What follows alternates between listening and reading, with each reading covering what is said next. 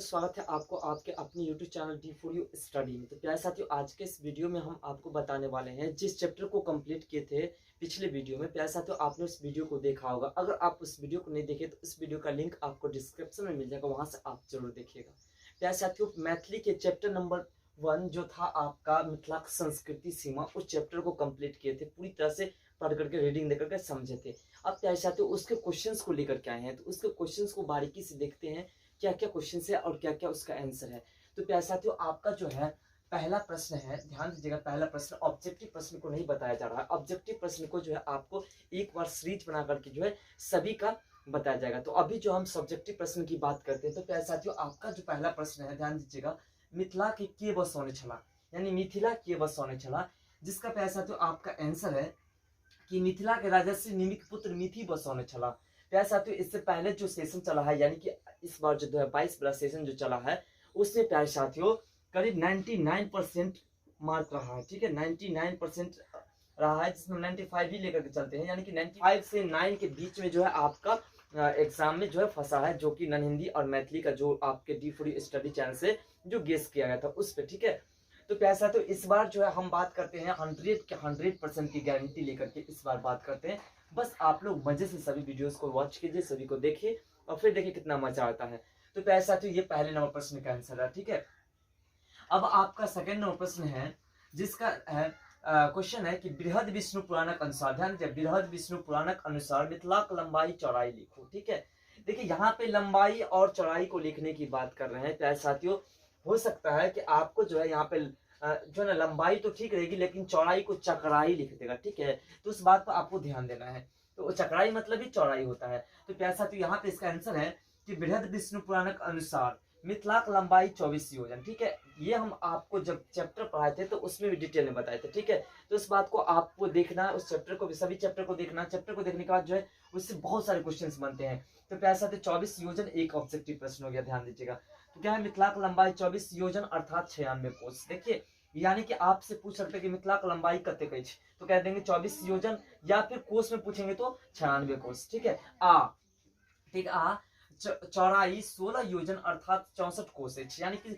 16 योजन, योजन में चौड़ाई पूछेगा तो 16 योजन और कोस से पूछेगा तो 64 कोस। ई कोशिश गंडकी धरी नाम आ हिमालय गंगा धरी चा करे। ठीक है, यानी कि कोशिश और गंडकी धरी और हिमालय से गंगा धरी लंबाई और चौड़ाई की बात हो रही है। अब प्यारे साथियों, अगले प्रश्न की बात करते हैं। 3 नंबर प्रश्न है आपका कि चंदा झा अनुसार मिथिला चौहद्दी लिखो। ठीक है, चंदा झा अनुसार मिथिला चौहद्दी लिखो। तो प्यारे साथियों, इसका आंसर है आपके सामने, ध्यान दीजिएगा कि चंदा झा अनुसार मिथिला चौहद्दी अछि दक्षिण में, ध्यान दीजिएगा, दक्षिण में गंगा, दक्षिण में क्या है, गंगा है, पूर्व में जिसे हम लोग पूरब कहते हैं। ठीक है, जिसे हम लोग पूरब कहते हैं। ठीक है, पूरब या फिर डायरेक्ट पूर्व भी कहते हैं। ठीक है, डायरेक्ट पूर्व भी कहते हैं।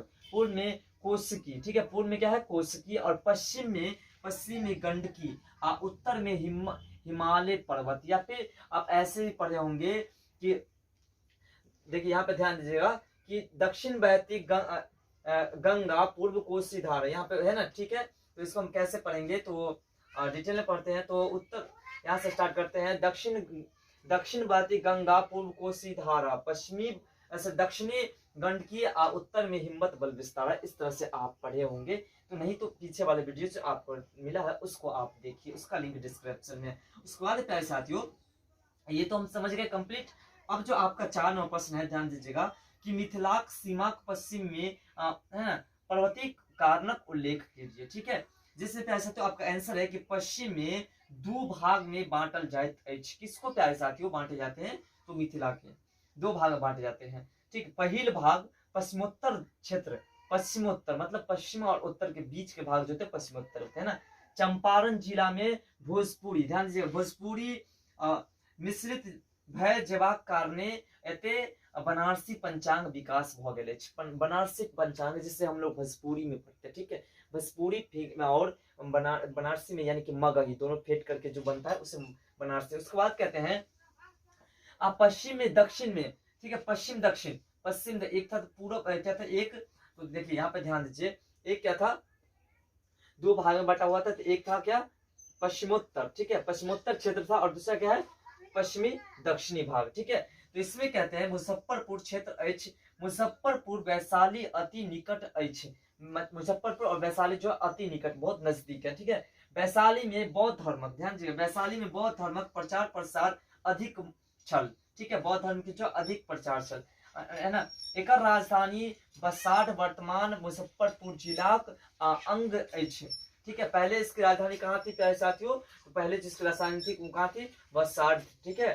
अब जो है ये मुजफ्फरपुर के नाम से जाने जाते हैं, ठीक है, अछि, है ना। मुजफ्फरपुर बाया नदी लड हासीपुर गंगा अधरी एक कल्पित रेखाक, ठीक है, रेखाक पश्चिम बनारसी पंचांगक, है ना, विकास अछि, कारण यही क्षेत्र में बौद्ध धर्मक प्रचार केंद्र छल। यानी कि प्यारे साथियों यहाँ पे जो चेंज हो गया है, पश्चिम भाग में जो बनारसी पंचांग चलता है उसका सिर्फ एक कारण है, वहां पे बौद्ध धर्म जो है, बौद्ध धर्म का प्रचार केंद्र जो है वो था, इसलिए वहां पे है। तो प्यारे साथियों फिर अगले प्रश्न को देखते हैं।